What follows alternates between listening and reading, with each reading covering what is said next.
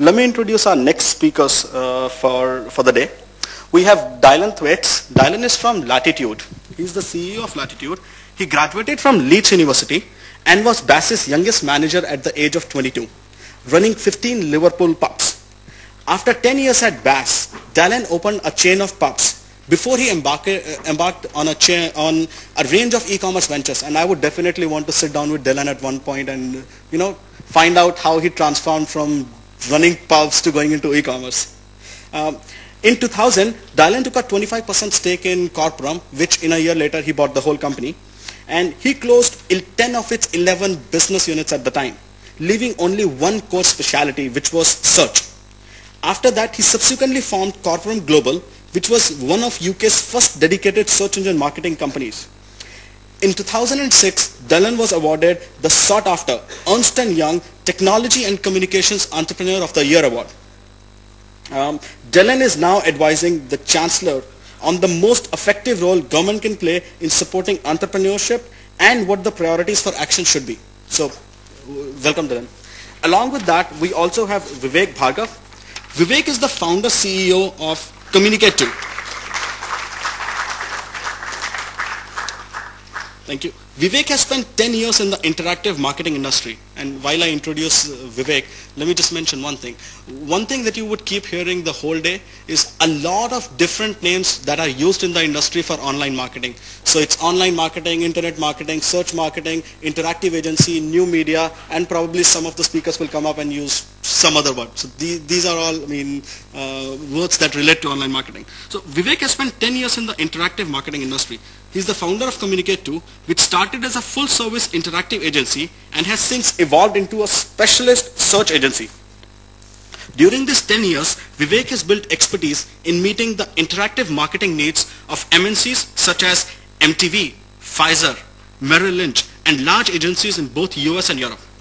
Vivek is also the chair of Sempo India and is focused on spreading the awareness of search engine marketing in the emerging industries.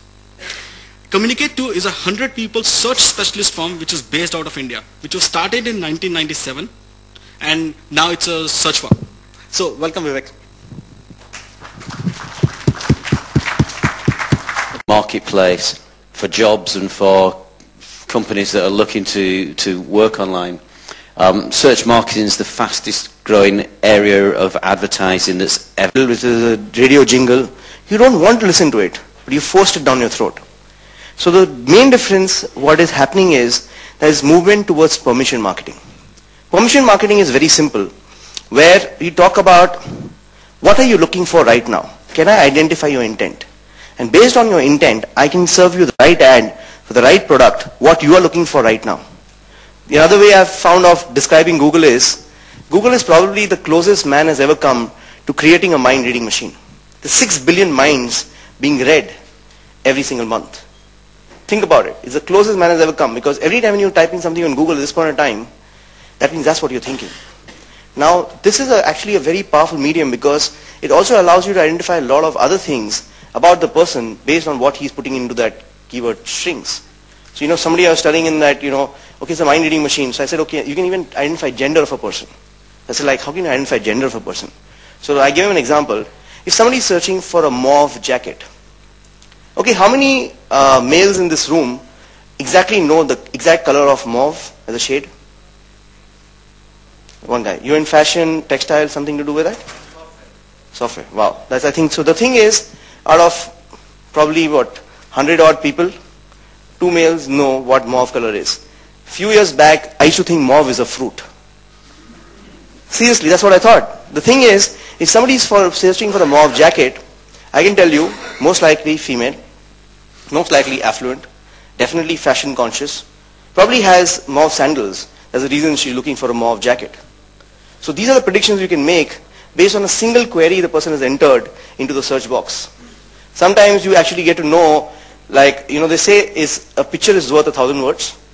In search engine marketing, we believe that it's the words that are worth 1,000 pictures. So let me give you an example. If somebody is searching a Louis Vuitton showroom Mumbai, now I can see actually probably a lady who wears Versace, carries a Prada bag, has a daughter in a Swiss finishing school, has a husband who has a CEO of multinational job somewhere, has a 745i car, probably a lot of other things. So it's a few keywords that actually give me all these pictures in my mind. So it's the words that are worth 1,000 pictures. Now this thing is that how you actually use it. So let's say if we as a company, what we've done is that we believe that we would like to be leaders in contextual advertising. So we divided the world into two. What we realized was the larger campaigns, which are like a couple of £1 million a month, for us to get them on our own would have been very difficult. But structuring a £2 million per month campaign, how do you run it, getting access to multiple analytic tools. What we did was we said, okay, let's divide an ecosystem and build an ecosystem where half our company will focus on emerging markets and dominate them. So half our company actually works in India and probably dominates one vertical at a time. So the first vertical we found which spends maximum money on search was the financial vertical. So we said, okay, let's enter one vertical. So I've actually had a very long stint in the interactive marketing industry. In the early days, we worked as a full service interactive agency. We just shifted into search 4 years back. So we've actually gone through the boom and bust of .com. So during the boom times of .com, I launched Muchhar Panwala site, if somebody's heard of it. We did Almari.com, we did Kagaz.com, we did so many .coms that I actually don't even remember all the names. So I think one thing I learned from the .com thing is, do one thing at a time, but do it really well. In .coms, we thought we were supermen. We could do everything. So what we said was, okay, let's take up one vertical. So last year, the first 3 years of our search marketing, we were working with a lot of international providers. A year and a half back, we said, okay, let's now dominate India, but let's do it one vertical at a time.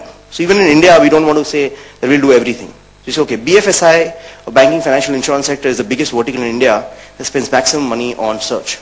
So today, if you take ICICI Bank, HDFC Bank, Lombard, True Life, Bajaj Alliance, LIC Housing, Apna Loan, Reliance Money, Standard Chartered, Tata AIG, Axis Bank, now I need to catch breath. Every single client works only with us. So the thing is, our clear thing is that we take up one thing at a time, dominate it. As far as the other international thing goes, what we've realized is that worldwide the trends are very different. When we work with companies the size of Hyperbeam Latitude, they handle campaigns which have millions of keywords. They have 4.3 terabytes of data which comes from last 4 to 5 years of experience. They handle campaigns which per se spend a couple of £1 million, but more than that, every day, different times of the day, different trends go. They go into things where they see the effect of a tsunami hitting Thailand and how it's going to affect the psychology of a mortgage guy who's insuring his house, even though he's living in a hilly area. So, somebody sees his house getting washed away, he may be living on a hill, but he can think, oh, I can actually have a fire in my house. So he thinks about house insurance. So these kind of correlations exist. And search marketing is about finding these correlations. And every time you find this one correlation, you make a lot of money.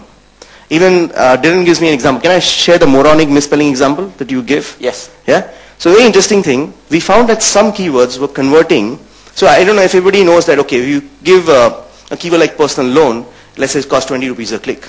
You have personal loan as a misspelling, it costs maybe 15 rupees a click. We found that some keywords were converting and some keywords were not converting. And then what happened was that we realized that, okay, so what are the ones which are not converting, why are they not converting? Couldn't figure it out. Finally we found that there are two kinds of keywords. One is called a misspelling, which is a typo. Instead of A, you press an S. The other is called a moronic keyword. A moronic keyword is the guy is a moron, he doesn't know how to spell. Okay, and the thing is, moronic keywords don't convert. So the fact of the matter is that you have to find all these insights. And what we realized is that this ecosystem works out very well because all our offshore relationships gives an opportunity to learn best